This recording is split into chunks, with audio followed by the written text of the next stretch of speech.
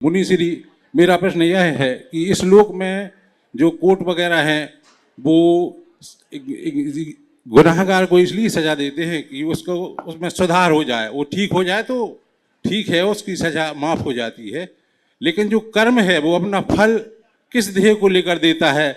अगर ये देखते हैं कि कई लोग जीवन भर कष्ट भोगते हैं और उनने उतना कष्ट भोग लिया है जितना शायद उनने कर्म किया होगा पिछले जन्म में, और अगर वो अपने मन से स्वीकार कर रहे हैं कि अब मैंने कर्म भोग लिया है, तो क्या कर्म अपना ध्येय पूर्ण करके उसको उस से मुक्त कर देता है क्या प्रभु जी? यही शंका है।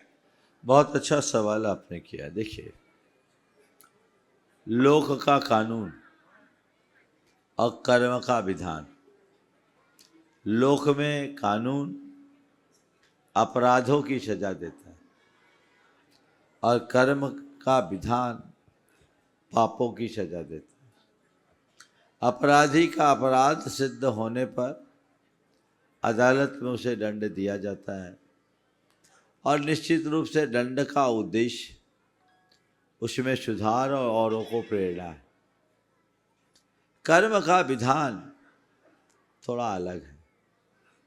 कर्म का विधान अपराध सिद्ध होने पर नहीं, अपराध करने पर ही अपना दंड देता है।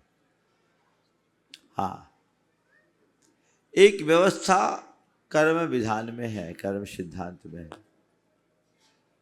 कि यदि किसी ने अपराध किया तो सामान्य स्थिति में उसे दंड भुगतना पड़ेगा, लेकिन यदि उसकी चेतना जागृत हो गई तो वो अपने अपराधों के दंड को समाप्त भी कर सकता है, मुक्त हो सकता है। जिसे दूसरे शब्दों में कहें, वो अपने कर्मों को काट भी सकता है, कर्म को नष्ट भी कर सकता है। तो अज्ञानता में किया गया अपराध ज्ञान मूलक आचरण से पल में नष्ट हो जाता है। तो हमारे हाथ में जो है हमें उसे अपनाना चाहिए। जो हो गया उसे भूलो, जो करना उसे याद करो। तो यदि हमसे कुछ अकृत हुआ है तो उस अकृत को सुधारने के लिए हमें प्रयत्नशील होना चाहिए। आपने एक सवाल किया कि किसी व्यक्ति ने कर्म को भोग लिया, उसके बाद क्या उसका अंत हो जाएगा?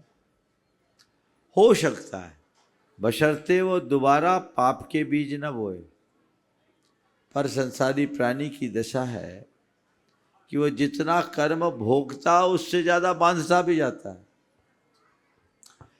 तो नया जब तक चालू रहेगा तो ये संतति आखिर कैसे मिटेगी? संतति को मिटाने के लिए हमें दोनों तरफ ध्यान देना होगा। ज्ञान वह समाधान है जो पुराने का विनाश भी करता है और नए के बीजारोपण को भी रोकता है।